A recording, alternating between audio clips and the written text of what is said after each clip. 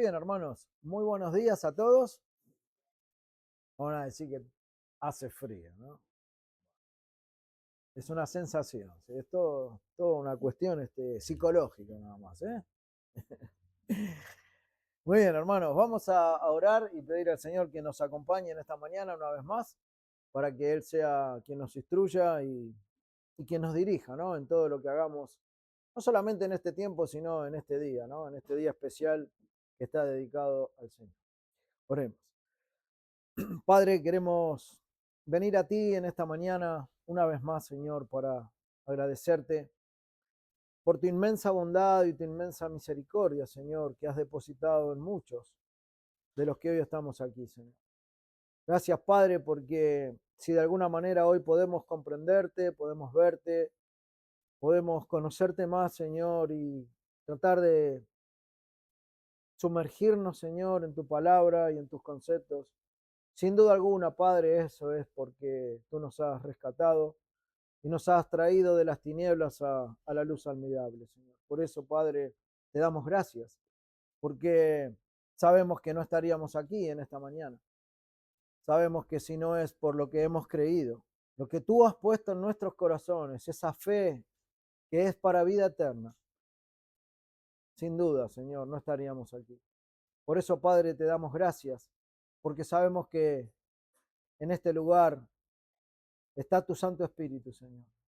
Y no porque este sea un lugar especial, Señor, sino porque en esta mañana una vez más se abrirá tu palabra y en esa palabra nosotros podemos encontrar salvación, vida eterna, ánimo, confrontación, edificación y todo lo necesario, Señor, para tu pueblo y para aquel también que está sin Cristo y sin esperanza, para que pueda venir a Él arrepentido.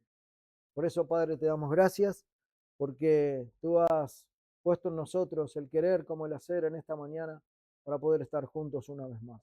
Te pedimos que nos hables, Señor, en este tiempo y también en el tiempo del culto general y que edifiques a tu pueblo.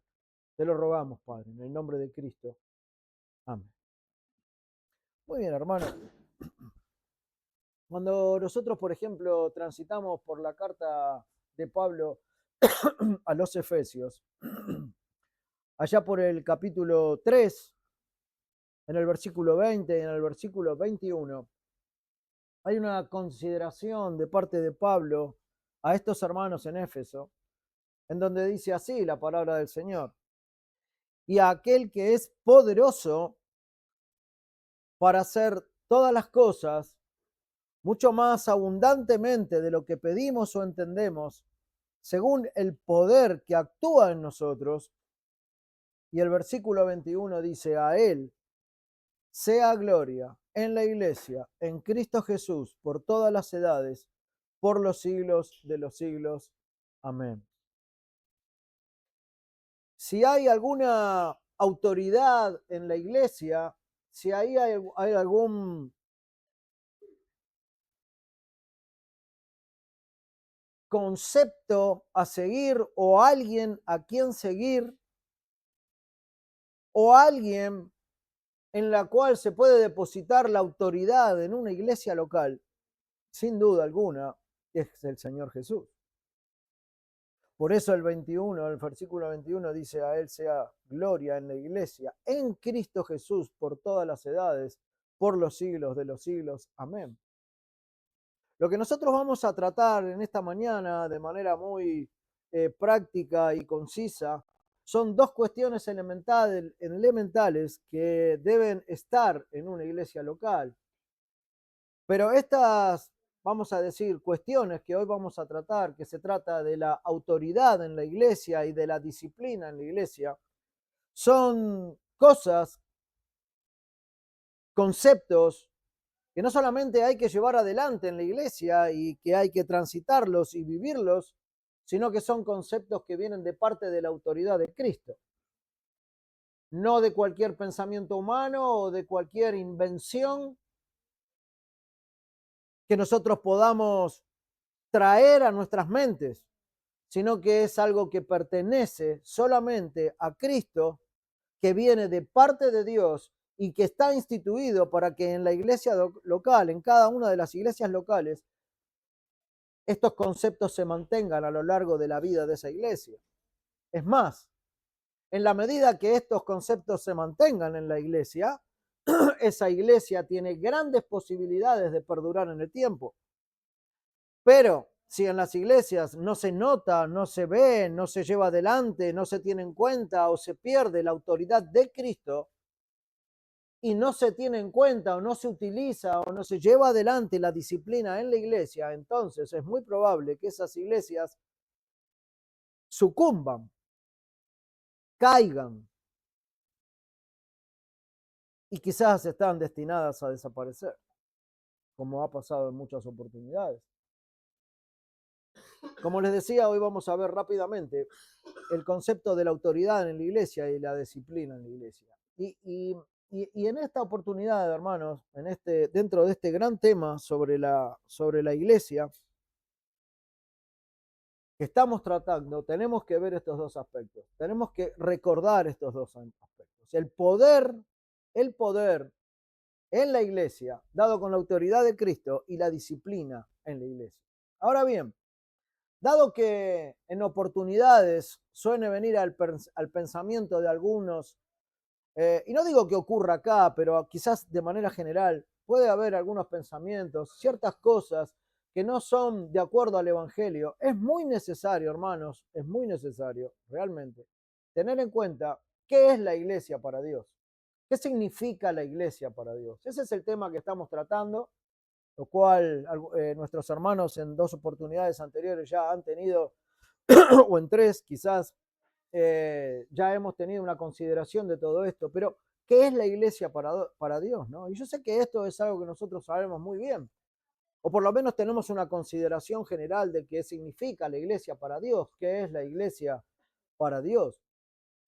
Pero nosotros podemos decir que la iglesia es, entre otras cosas, ¿no?, la institución que Dios ha formado o que está formando con todos aquellos que ha salvado a lo largo de toda, vamos a decir, el tiempo de la existencia de la humanidad, en todos los tiempos.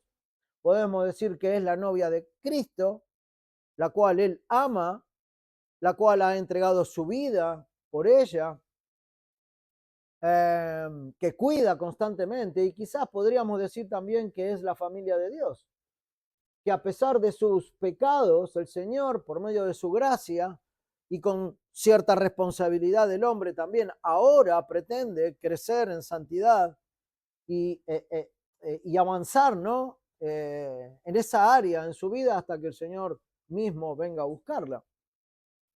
Sin duda nosotros podemos decir estas cosas dentro de quizás definiciones un poco más teológicas, de manera más familiar y práctica. Podríamos decir que esto es la iglesia para el Señor, ¿no?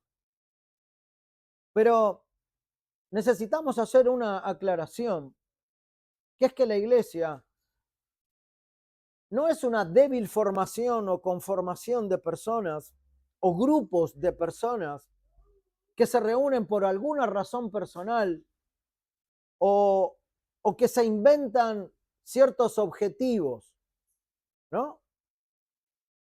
La iglesia no es un club social, la iglesia no es una organización ni ningún tipo de entidad de beneficencia que tiene sus propias reglas de administración o su forma de manejarse. No es eso. Sino que la iglesia es una institución divina. Es algo que el Señor en su mente, decretado eternamente desde la eternidad pasada en su mente, la diseñó, la formó, la está formando, ¿no? Es una entidad que está equipada por Dios y guiada solamente por su palabra y por la autoridad de Cristo. La iglesia tiene el poder de ejecutar doctrinas dadas por Cristo, no dadas por los hombres. Si hay alguna autoridad que la iglesia tiene, es desarrollar las doctrinas dadas por Dios, no por las invenciones de los hombres, pero siempre y cuando se camine en fe y en obediencia. O sea, la autoridad que Cristo le da a la iglesia va tomada de la mano de la fe que la iglesia tiene en esa palabra, de la fe que la iglesia tiene en esa autoridad, de la fe que la iglesia tiene en aquel que legisla la iglesia, y entonces en esa fe y en esa obediencia puede determinar la autoridad necesaria, porque está tomado de la autoridad de Cristo, está sujeta a la autoridad de Cristo. Entonces eso le entrega en primer lugar, que lo que vamos a ver hoy, un poder en la iglesia. Dios no le ha dado el derecho a la iglesia a hacer lo que quiere. De ninguna manera. Nosotros como iglesia, todos en general, todos, no podemos hacer lo que queremos. No estamos con el derecho a hacer lo que nosotros queremos dentro de una iglesia local, sino que todo lo que se hace o todo lo que se lleva adelante debe ser filtrado por lo que el Señor dice en su palabra. Ni tampoco tenemos el derecho de crear nuestros propios propósitos o nuestras propias invenciones. Y esto es muy importante, hermanos, porque muchas veces esto sucede dentro de las iglesias. A veces sucede sin la menor intención de que sea algo malicioso. Generalmente se dan las invenciones o los métodos con una muy buena intención y ligados bastante a lo que Dios dice en su palabra. Pero a veces no es precisamente lo que Dios dice. Entonces, tenemos que filtrar todo con la palabra y así tomarnos de la autoridad que Cristo da para llevar las cosas adelante. Si no, estaremos errando. No podemos olvidar, hermanos, que el que legisla la iglesia es el mismo Cristo. Él es el legislador. Por lo tanto, nosotros tenemos que obedecer las órdenes de aquel que las legisla. Y este no es un legislador que se equivoca, no es un legislador humano, no es un legislador que tiene pecado o que tiene errores, de ninguna manera. Es el santo, el perfecto, el inmaculado, el Dios que legisla la iglesia. Entonces eso a nosotros nos tiene que dar una tranquilidad y una seguridad que, siguiendo esa legislación, nosotros vamos por el camino certero. Él es la autoridad máxima de la iglesia. Hay lugares que quizás en algún momento fueron establecidos como iglesias teniendo una perspectiva clara de que la autoridad de Cristo sobre esa iglesia local era un concepto a tener en cuenta permanentemente, ¿no? Pero que quizás a lo largo del tiempo fueron perdiendo ese concepto, fueron perdiendo ese entendimiento, fueron perdiendo la práctica de aplicar la autoridad, de usar el poder que Dios da a la iglesia, incluso también en la disciplina, y con el tiempo se fueron desfigurando y se dedicaron más a cuestiones sociales que a complacer a Dios. Por eso muchas veces nosotros vemos que en las iglesias se empieza a dejar introducir algunas cuestiones de tipo social. Y eso no quiere decir que uno no pueda hacer una obra de bien, pero la iglesia no es una institución de beneficio social, sino que es un lugar en donde se predica el Evangelio de Cristo para que las almas vengan al arrepentimiento y vengan a creer en aquel que murió por sus pecados en la cruz. Pero que con el tiempo muchas han desfigurado la palabra y se han dedicado a otras cosas, ¿no? Y cuando nos dedicamos a otra cosa, entonces no estamos complaciendo al Señor. Y quizás, aunque muchos de estos lugares sigan abiertos hoy día y sigan con sus puertas abiertas, valga la redundancia, para que las personas lleguen, en muchas de esas subsisten, pero sin la autoridad de Dios. O sea, están desligados de la autoridad de Dios. Y no solo eso, sino que en muchos de los casos ni se actúa o ni se lleva adelante la disciplina en casos de pecado. Por lo tanto, es una iglesia que está prácticamente, o un lugar, no sé si se les puede llamar iglesia, son lugares en los cuales lamentablemente han llegado a desacreditar o desatender el consejo de Dios y la autoridad que la iglesia tiene porque Dios se la ha dado. Es muy probable que el actuar del Espíritu ya no opere en esos lugares, ya que la autoridad dejó de ser Dios mismo. A veces lo que sucede es que, bueno, la autoridad la tiene la membresía, o la autoridad solamente la tiene el pastor. Por eso nosotros insistimos en una iglesia de tipo congregacional, en donde tanto los pastores como los miembros están apoyados en el fundamento de los apóstoles y fundamentados en los apóstoles, que eran testigos fieles de lo que Cristo les dejó dicho. Entonces, ahora en ese gobierno congregacional ya no hay tiranía de ninguna de las partes. Pero cuando en una iglesia se desestima o se pierde la autoridad de Cristo, entonces todo lo demás empieza a tambalear. Y por supuesto empiezan los problemas. Entonces, es muy probable que en muchos lugares ya ese espíritu del Señor no opere, porque Dios dejó de ser la autoridad en ese lugar. Cuando el propósito de la iglesia cambia de darle la gloria a Dios en todo por satisfacer las demandas personales de las iglesias o de las personas que concurren, entonces la gente es la que pasa a tener las llaves de la iglesia y no Dios. Y si bien nosotros entendemos que esas llaves que están dadas a los miembros y a la autoridad y al gobierno de los pastores en las iglesias deben girarse a la vez, como esas cajas fuertes en los bancos que deben colocarse las llaves para que se abran, bueno, de la misma manera tiene que ser en una iglesia local, pero eso solamente se va a dar, hermanos, mientras que la autoridad de Cristo esté estando vigente.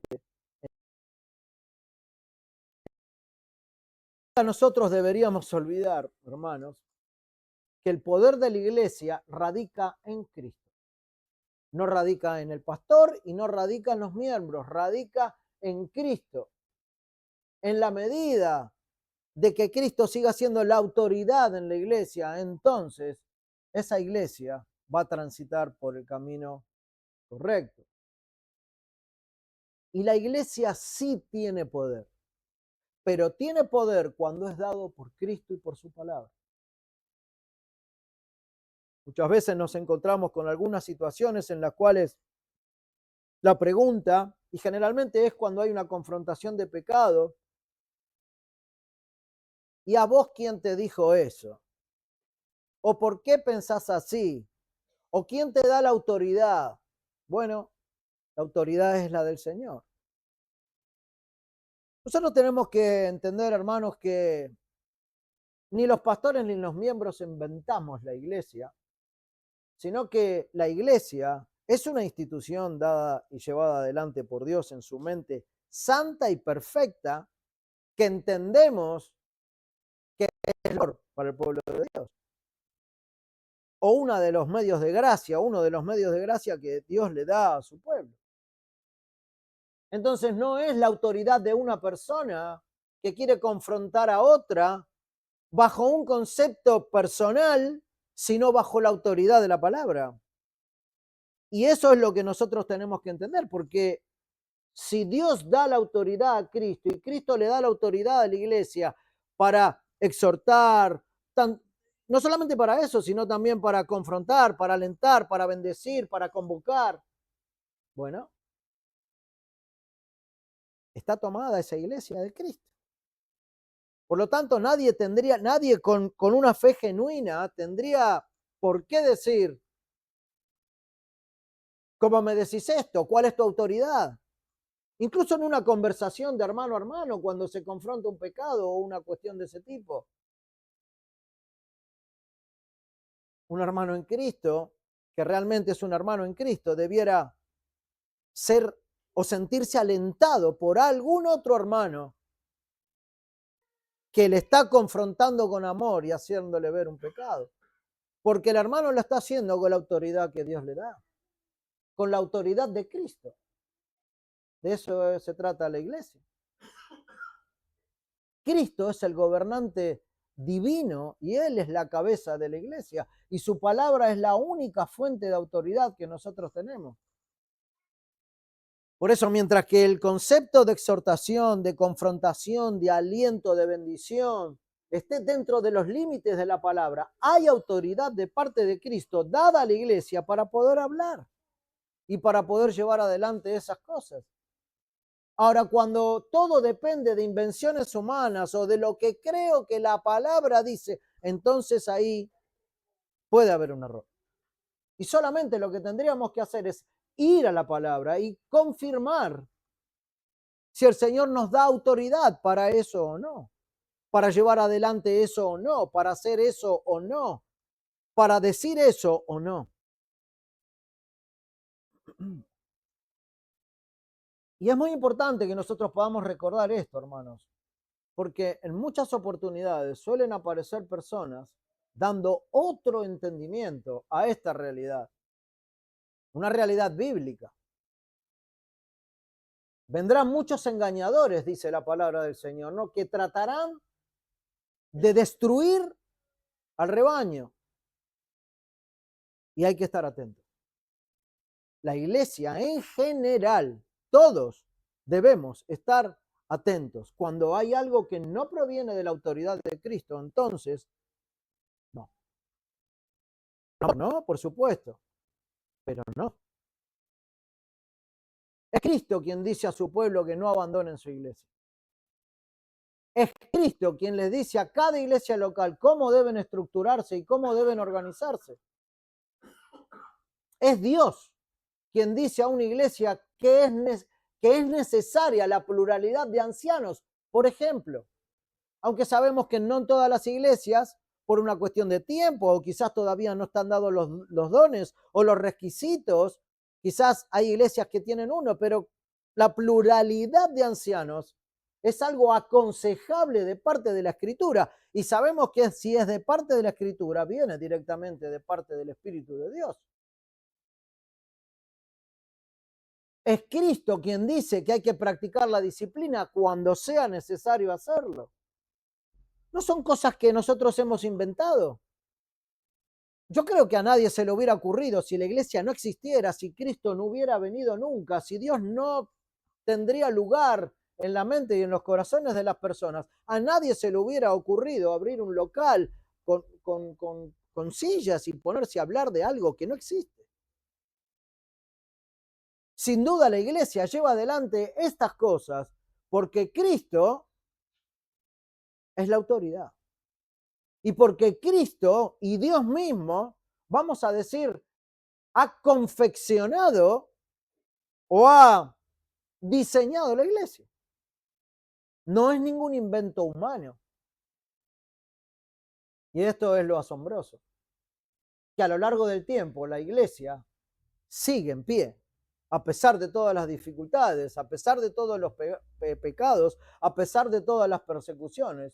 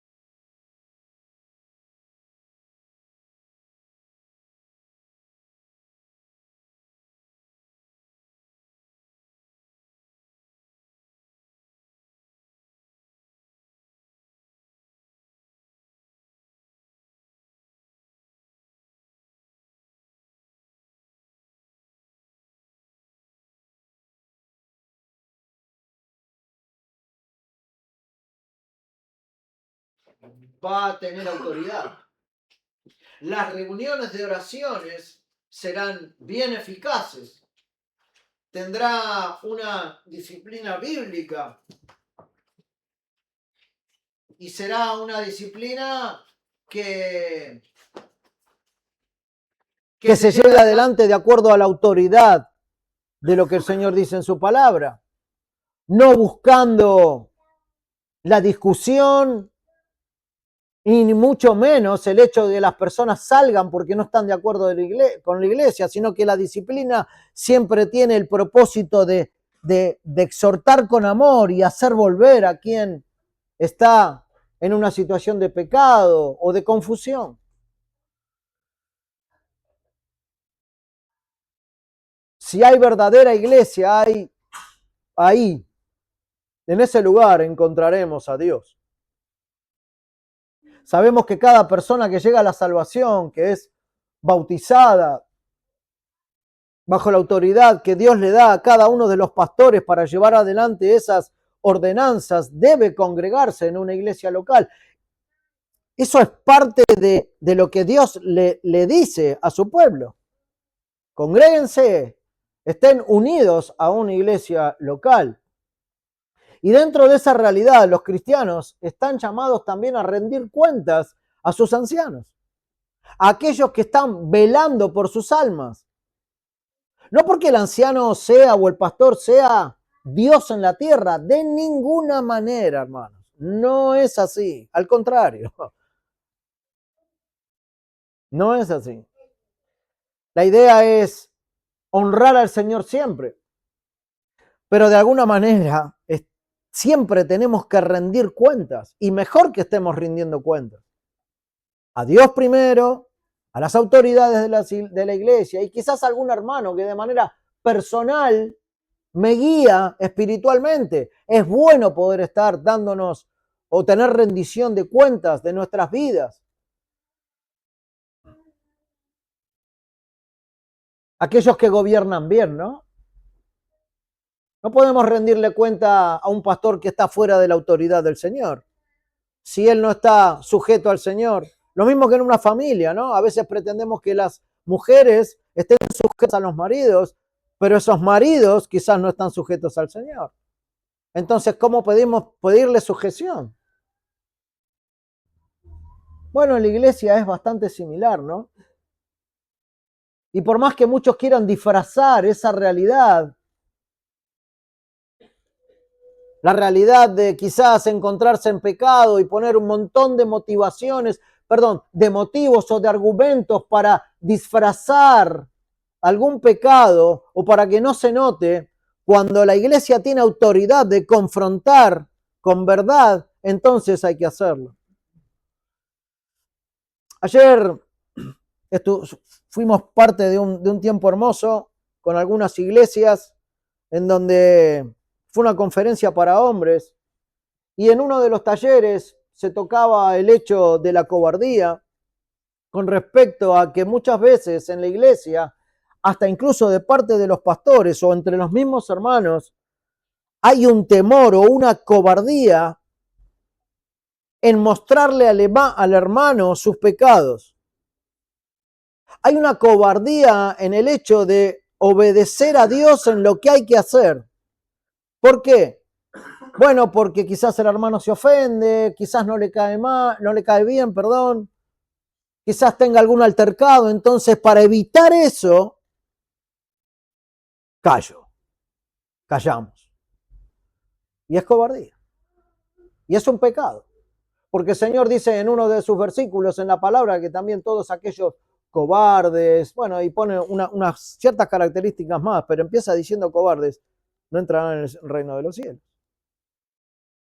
Entonces, cuando la iglesia tiene autoridad dada por Cristo, debe usar esa autoridad sin cobardía, sino que con valentía presentar lo que está mal. Presentar el pecado. No solamente de pastores hacia los miembros, sino entre los miembros también. Y a veces nos cuesta esto. Entonces, claro, lo que sucede es que aquellos que están en pecado presentan motivos y argumentos que llega a un punto que uno dice, bueno, es válido lo que está diciendo. tengo que tomarlo, porque no puedo ser tan insensible. Pero la verdad es que muchas veces esos argumentos están encerrando pecados que quizás no están viendo, que ellos mismos están siendo engañados por su propio corazón. Y que desde afuera a veces es más fácil verlo. Como quizás yo no podré verlo algunos míos y otros me los puedan hacer ver. Pero todo eso tiene que estar tomado de la autoridad que Cristo le da a cada uno en la iglesia para poder presentar esas cosas. Y sin cobardía, sino con valentía. Porque le hace mucho bien al hermano volverlo al camino certero y evitarle mucho más pecado.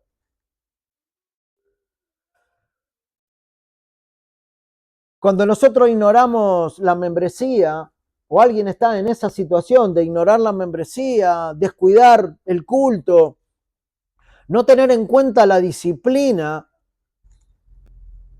también esto nos pone en una posición de desobediencia de lo que Dios dice en su Santa Escritura.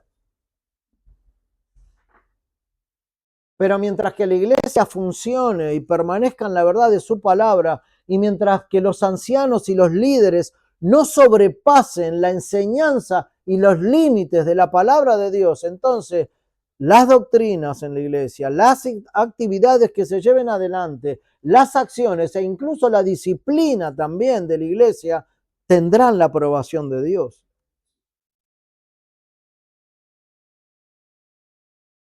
Y debemos orar para que Dios permita que así sea en nuestra iglesia. Porque la única autoridad y el único que lidera la iglesia es Cristo y su palabra.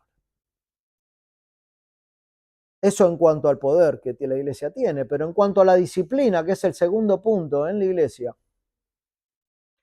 la disciplina, sin duda, la iglesia sin duda dispone del poder que el Señor le da para ejercer uno de los campos en donde se ejerce precisamente esa disciplina, ¿no? Ahora, ¿por qué la iglesia tiene que disciplinar?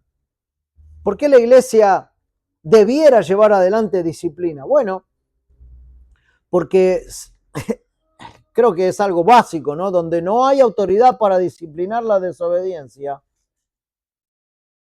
no hay autoridad para ordenar la obediencia.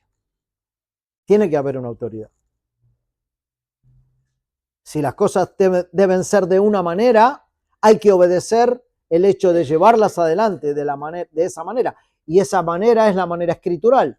No es una invención de nadie. Por eso es necesario. Así como en una familia, ¿no? Tanto el padre como la madre tienen la jurisdicción sobre sus hijos de aplicar disciplina. De la misma manera, Cristo ha dado a la iglesia la jurisdicción de disciplinar a aquellos que quizás están en pecados o confundidos. Y esa confusión los lleva a pecar también, ¿no? De la misma manera, Cristo ha dado autoridad a la iglesia. Por el hecho de que Cristo mismo ha dado la autoridad de que sus miembros rindan cuentas a la palabra de Dios y de disciplinar a los desobedientes. Ahora, claro, cada vez que uno tiene que llegar o tenemos que llegar, por la gracia de Dios todavía no nos ha ocurrido, a la disciplina, es triste. Porque realmente el Hijo de Dios, ahora vamos a ver estos pasos rápidamente de disciplina que encontramos ahí en Mateo 18, pero aquel Hijo de Dios verdadero, genuino, que quiere honrar a su Padre, que quiere mantenerse limpio e íntegro delante de Él. Esto es un pensamiento mío, hermanos, no quiere decir que sea la verdad, pero en el primer paso de disciplina, entiende. A veces no digo que sea una fórmula matemática, pero en el primer paso, entiende. El primer paso es charlar con quien le ha ofendido o lo que haya sucedido. Generalmente ahí se disipan los problemas y todo vuelve a la normalidad. Por eso me cuesta pensar de que muchos pueden llegar al tercer paso de disciplina y mantenerse así, para luego ser expulsados lamentablemente de la iglesia como gentiles y publicanos por pecados visibles, no por cualquier invención de los pastores, sino por situaciones reales, palpables, visibles, notorias, que no se han solucionado o que el hermano quizás no quiso ver o no pudo ver nunca. Es difícil, pero puede pasar. Entonces, por esa razón nosotros entendemos que cada cristiano está llamado a buscar santidad en su vida y hacer lo posible para crucificar en su vida sus deseos, como dice por ejemplo Romanos capítulo 13, versículo 14, si no obedecéis al Señor Jesucristo y no proveáis para los deseos de la carne. Generalmente, cuando hay una ofensa de hermano a hermano, es por alguna cuestión de pecado interno de uno, sea por algún deseo carnal, sea por una cuestión de carácter, sea por lo que sea, es un pecado en el cual algunos entran y por lo tanto viene o empieza el concepto disciplinario. Un cristiano no debiera tolerar sus pecados de manera personal. No debiéramos tolerarlos, sino que debemos batallar contra nuestros pecados, ¿no? Pero también la iglesia no debe por ningún concepto excusar el pecado de nadie. No podemos dejarlo pasar, ¿no? De ningún miembro. Porque si se deja pasar, entonces estaremos olvidando la disciplina. Y el Señor, a quien ama, a los hijos, a sus hijos, los disciplina. O sea que nosotros cuando vamos a la Escritura vemos una compatibilidad en lo que en lo que Cristo, en la autoridad del legislador, le da a la iglesia para disciplinar. Porque Dios lo hace directamente con sus hijos. No podemos olvidar lo que dice la Escritura, que un poco de levadura leuda toda la masa, y la iglesia es responsable de no dejar pasar el pecado para que no se haga carne en muchos ese pecado dentro de la iglesia. Por esa razón, cuando sea necesario, debe aplicarse la disciplina en la iglesia, y esto va a ser triste. Va a ser triste, pero necesario.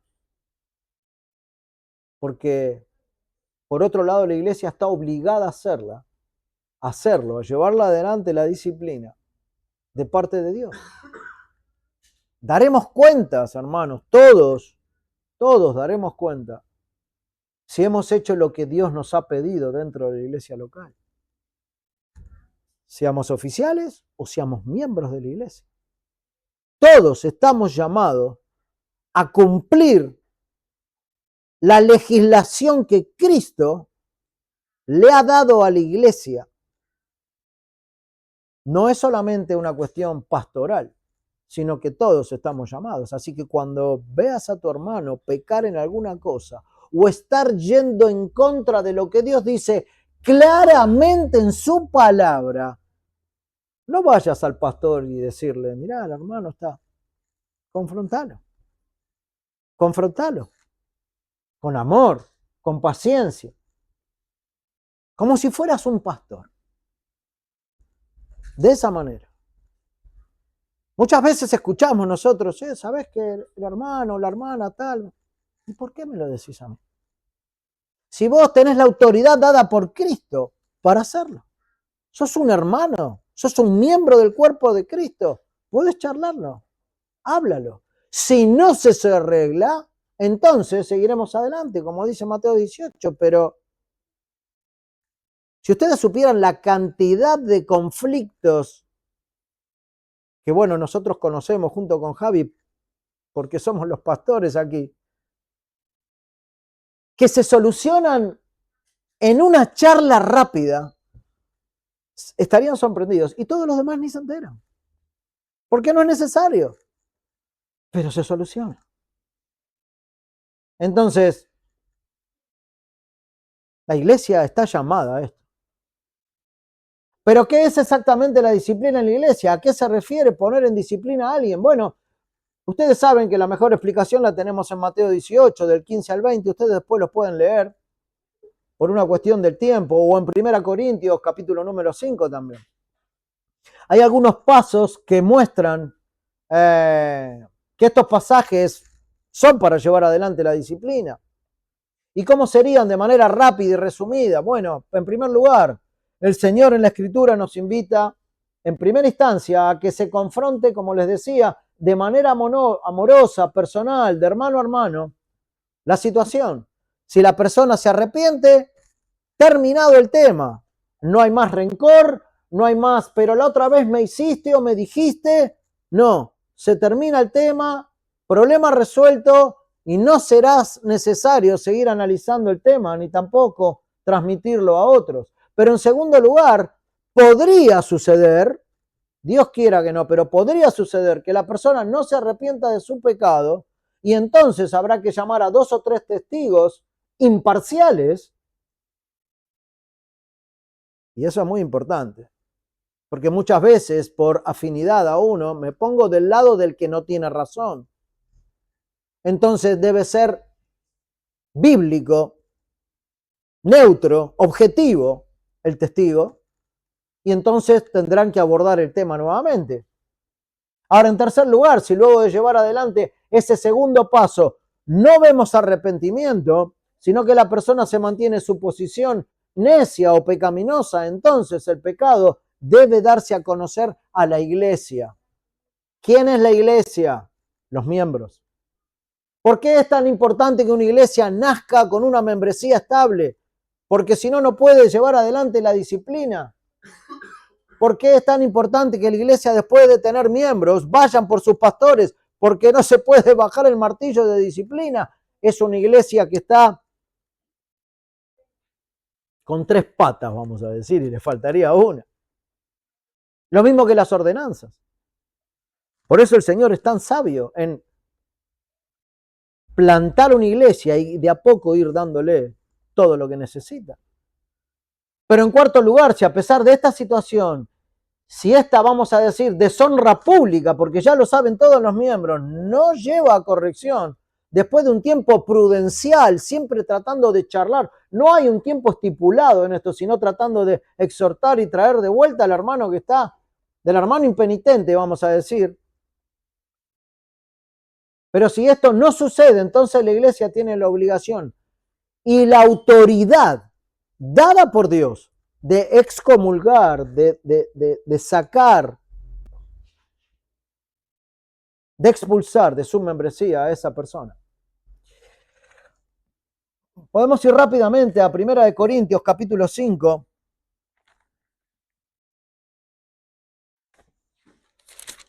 Esto es triste, hermanos, o sea, no. Es triste que se deba llegar a un momento de ese tipo, pero tenemos autoridad dada por Dios. Porque esto es bien también para la iglesia y para los que siguen. 1 Corintios capítulo 5, a partir del versículo 5, dice así la palabra del Señor. Vamos a leer desde el 4, ¿sí?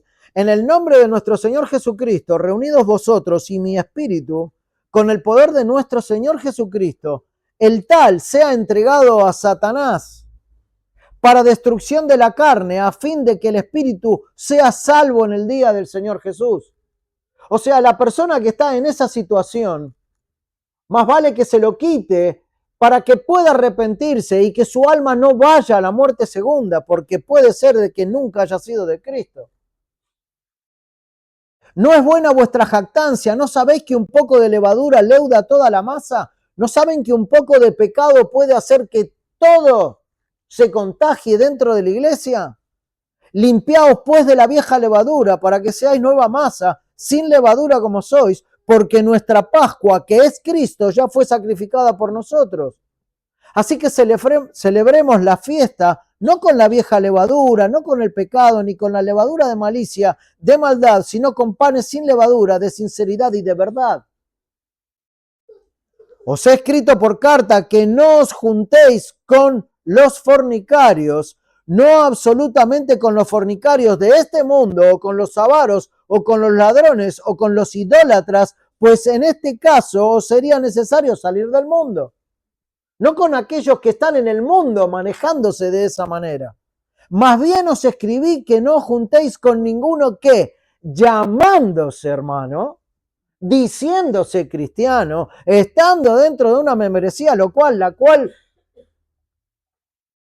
entraste diciendo que eras creyente, que no juntéis con ninguno que llamándose hermano fuere fornicario, avaro, idólatra, malediciente o borracho o ladrón. Con el tal ni aun comáis.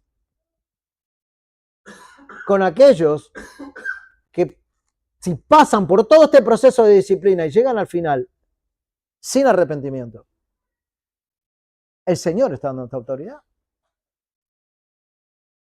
Porque ¿qué razón tendría yo para juzgar a los que están fuera? Ninguna, porque son del mundo, no tienen la palabra del Señor, no tienen un corazón regenerado. No juzgáis vosotros a los que están dentro.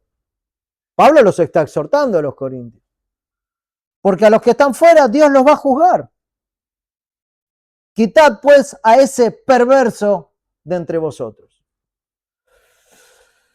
Esto es triste si se llega a este punto, pero Dios le da a la iglesia la autoridad de llegar a este punto y de expulsar. Y en quinto lugar, y por último, sin duda, lo más difícil de todo, hermanos, es, algunos lo llaman el paso del redentor, ¿no? O sea, es el último punto, pero es el paso redentor. Y entiendo lo que quieren decir. Porque después que alguien haya sido expulsado de la iglesia, que es tristísimo, Dios llama a cada miembro de la iglesia, como leíamos acá, ya eliminar o ya no tener más relación con esa persona. Ningún tipo de asociación ni de unidad con esa persona. Hasta incluso hoy día ya ni tener comunicación vía internet o redes sociales. Estamos hablando de pecados visibles y de una falta de arrepentimiento real y totalmente probable. No estamos hablando de que al pastor se le ocurrió o a él se le pasó por la cabeza que el hermano es, no sé, un presuncioso, porque conocemos también eso. Que por cualquier razón a veces a la gente se la echa de las iglesias o se va de la iglesia y los consideran gentiles y publicanos. No estamos hablando de eso, estamos hablando de pecados palpables, visibles, reales, de falta de arrepentimiento y de haber llegado a este punto sin arrepentimiento. Entonces se le expulsa a la persona, ya no hay asociación con esa persona. Y este es el verdadero aguijón de la disciplina de la iglesia, que esa iglesia, que un día fue su casa, que un día fue su familia, que un día fue el sostén diario de su vida espiritual, ahora se aleja de esa persona a causa de su pecado. Esa persona se queda fuera de la bendición de estar con el pueblo de Dios. Y eso es lo más triste. Bien triste. A partir de aquí se considera a la persona como una persona del mundo que necesita ser evangelizada nuevamente. ¿Cuál debe ser la actitud de la disciplina en la iglesia entonces? Bueno, debe ser una actitud espiritual, una actitud de amor, una actitud de mansedumbre. Cuando confrontamos a otros, necesitamos estar seguros de que estamos espiritualmente capacitados para poder hacerlo, ¿no? Gálatas 6:1 dice, hermanos, si alguno fuere sorprendido en alguna falta, vosotros que sois espirituales, restaurarle con espíritu de mansedumbre, considerándote a ti mismo, no sea que también seas tentado. Entonces siempre eso debe ser con amor, con mansedumbre y con el espíritu del Señor.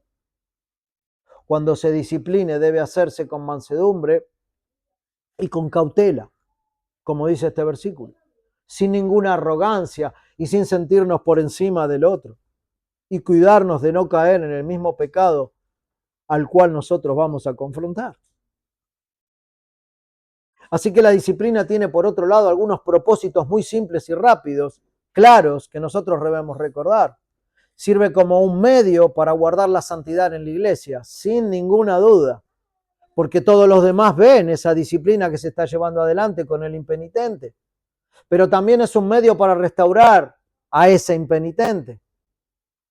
Por eso el Señor es sabio en colocar y dar la autoridad a la iglesia para disciplinar. Pero también es un medio para disuadir a otros del pecado. Timoteo 5, versículo 20, a los que persistan en pecar, reprenderlos delante de todos para que los demás teman.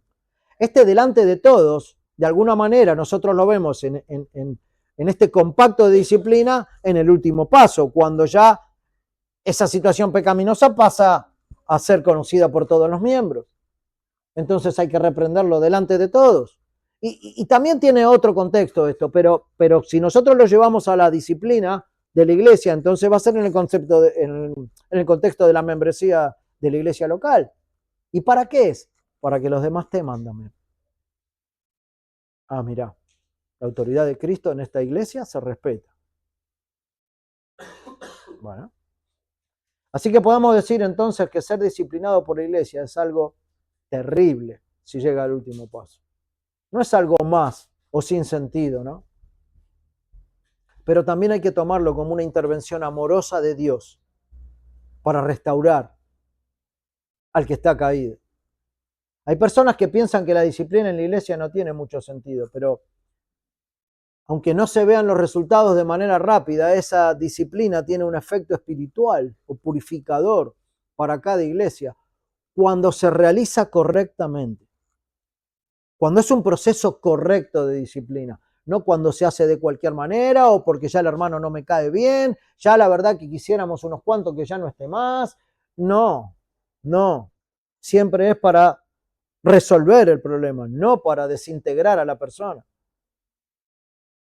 Y como les decía, nosotros todavía no tuvimos que utilizar esto porque también pensamos que charlar con las personas, darle un tiempo para restaurarse personalmente sobre varias situaciones, tener paciencia con ciertas conductas, es el paso previo a la disciplina, ¿no? Pero si en caso que luego de ese tiempo las cosas siguen igual, hermanos, entonces solo lo que queda es disciplina. No queda otra cosa, y esto es una autoridad o algo que Cristo autoriza a la iglesia a llevar adelante. Si una persona persiste en el pecado y es disciplinada, y llega al último paso y está contenta con eso, bueno, fuera del compañerismo y de la comunión de la iglesia, permanece en su pecado, entonces esa persona demuestra que nunca fue un creyente verdadero. Nunca fue un creyente verdadero. Pero también la disciplina de la iglesia habrá demostrado ser efectiva. ¿Por qué? Porque habiendo llevado adelante esos pasos de disciplina, pudimos ver que había una persona que pensando ser de Cristo, estaba camino a la condenación. Y quizás, mientras que el Señor todavía le esté dando vida, le pueda dar tiempo para arrepentirse. Los cristianos están llamados a someterse a la enseñanza y a la disciplina.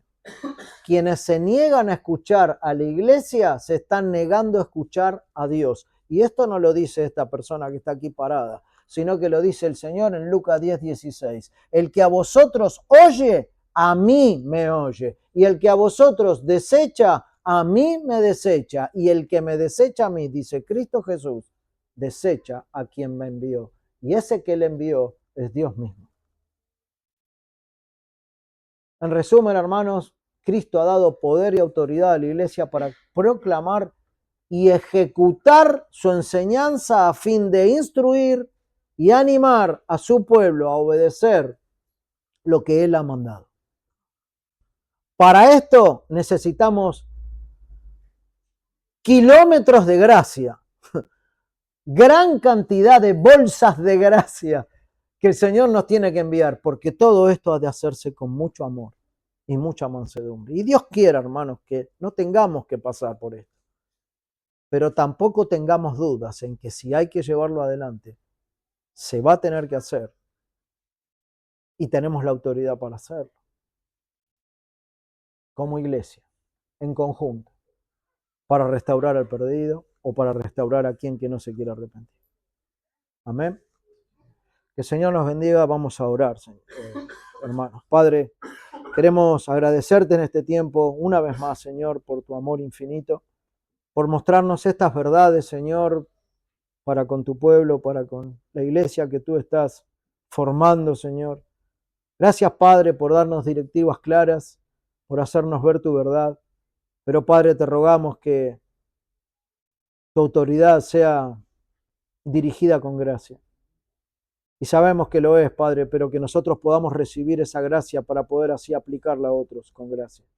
Y si en algún momento, Padre, tenemos que llevar adelante la disciplina en esta iglesia local, que sea para restaurar, con el pensamiento de animar al hermano y traerlo nuevamente al redil, y no para desecharlo, Señor, o para deshacernos de él. Padre, te damos gracias por tu intervención gloriosa, Señor, en medio de la iglesia. Te rogamos que podamos ser dirigidos por tu palabra. Te pedimos esto, Padre, en el nombre de Cristo Jesús. Amén.